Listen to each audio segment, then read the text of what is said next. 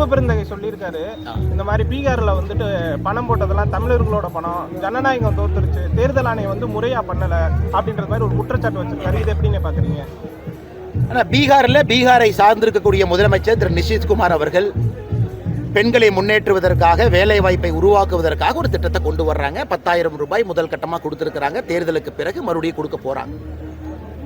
அதே போல இவங்க காங்கிரஸ் கட்சி என்ன சொன்னாங்க? நாங்க வரும்பொழுது 2 லட்சமா கொடுப்போம், 3 லட்சமா கொடுப்போம் இவங்களும் தானே சொன்னாங்க. செல்வ பெருந்தகை அவங்களுடைய கட்சி சொல்லவே இல்லையா? அவங்க வாய் மூடிட்டு உட்கார்ந்தாங்களா?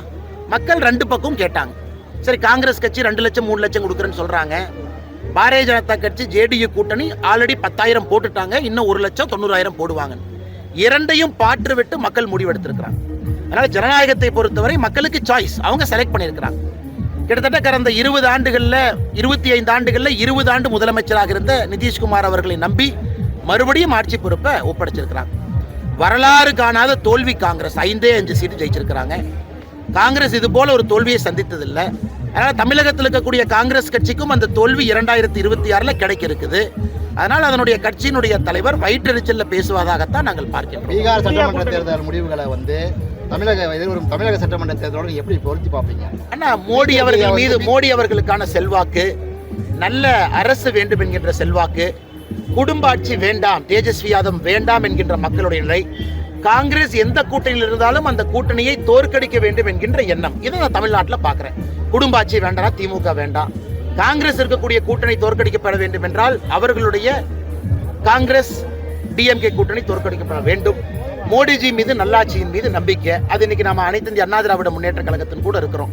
இதையெல்லாம் பார்க்கும் பொழுது ஒரு வரலாறு காணாத வெற்றி தமிழகத்தில் 2026 தேசிய ஜனநாயக கூட்டணி கிடைக்கிறது.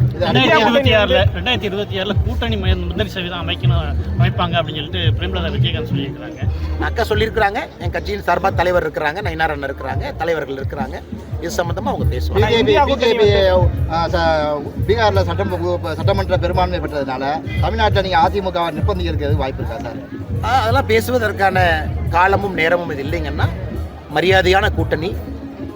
நிதிஷ்குமார் அவர்கள் எங்களை விட நல்லா புரிஞ்சுக்கங்க, 2020 கம்மியான எம்எல்ஏக்கள் பெற்றிருந்தார்கள். நிதிஷ்குமார் அவங்கள முதலமைச்சராக இருக்கும். 2025 எங்களை விட கம்மியா சட்டமன்ற உறுப்பினர்கள் நிதிஷ்குமார் அவங்க பெற்றிருக்கிறாங்க. மறுபடியும் முதலமைச்சராக இருக்கிறோம். காரணம் கூட்டணி தர்மம், கொடுத்த வாக்கு, கொடுத்த மரியாதை, ஒன்றாக இருக்கின்றோம். பீகார்ல காங்கிரஸ் எங்கேயாச்சும் ஒரு இடத்துல கூட்டணியிலிருந்து அவங்கள விட கம்மியா வந்த ஒருத்தர் முதலமைச்சர் ஆக்கின வரலாறு காங்கிரஸ் இருக்காங்கன்னா கிடையாது. இப்ப காங்கிரஸ் என்ன ஜனநாயகம் பேசுறாங்க? கொடுத்த வாக்கும் கொடுத்த மரியாதையும் அப்படியே காக்கக்கூடிய ஒரு கூட்டணி தேசிய ஜனநாயக கூட்டணி. 2020 ஒருக்கா பண்ணி தான் நீங்க ஃப்ளூக்குங்கலாம். 2025 2வது முறையும் செய்திருக்கின்றோம். 89 எம்எல்ஏ, 85 எம்எல்ஏ நிதிஷ்குமார் அவர்கள்.